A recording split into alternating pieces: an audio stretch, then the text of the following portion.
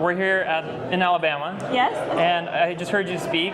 Super connected with everything you said. Like it resonates because my business, I started a little company a while ago, and it's growing into something amazing. We tell the story of the wood industry globally, and we have a podcast called The Wood World, where we tell exactly what you just shared on stage.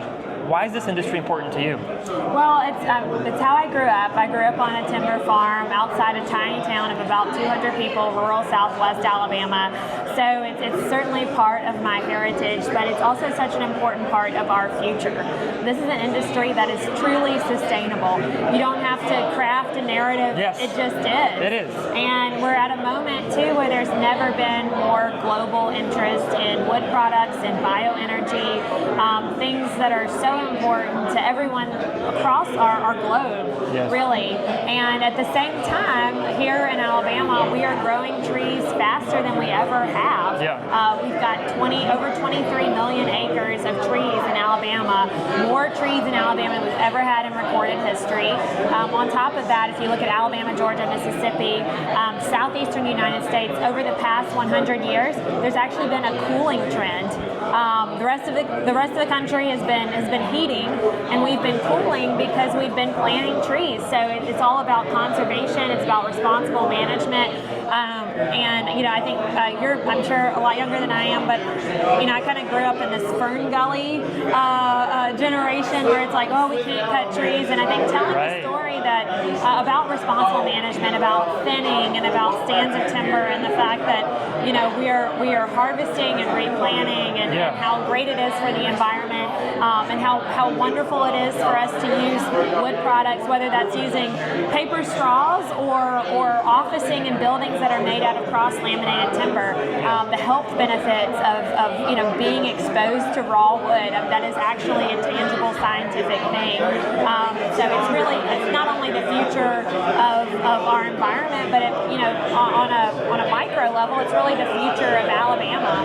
We have so much potential here, but we've got to ensure that we have policies that are creating an environment where wood products, where forestry, manufacturing, timber harvesting can thrive. Fundamentally, I think that God calls us in Genesis chapter 1, verse 28 to subdue the earth. That's what all of us are doing. Right. And it sounds like you agree with that message. Oh, absolutely. No. And again, you just look at the benefits of silviculture, and I think too you're also seeing people having interest in different varieties of hardwood, softwood, longleaf. The Longleaf Alliance here in Alabama has several forests, so we've got to share that message, but we also have to make it possible for people to have careers in forestry. The average age of a logger is over 60, and so we've really got to ensure that our rural communities have the infrastructure they need, have the health care, schools that they need, so that young people will come back or come to our rural areas to help us again create and foster the wood products industry. I love it. So could you introduce yourself, who you are, for our audience who doesn't know who you are? I'm Caroleene Dobson. I'm the Republican nominee in Alabama's 2nd Congressional District. It's a district that extends from the Mississippi line to the Georgia line across south central Alabama. And again, I grew up on a timber farm in the southwestern part of the state. I also serve as a commissioner on the Alabama Forestry Commission.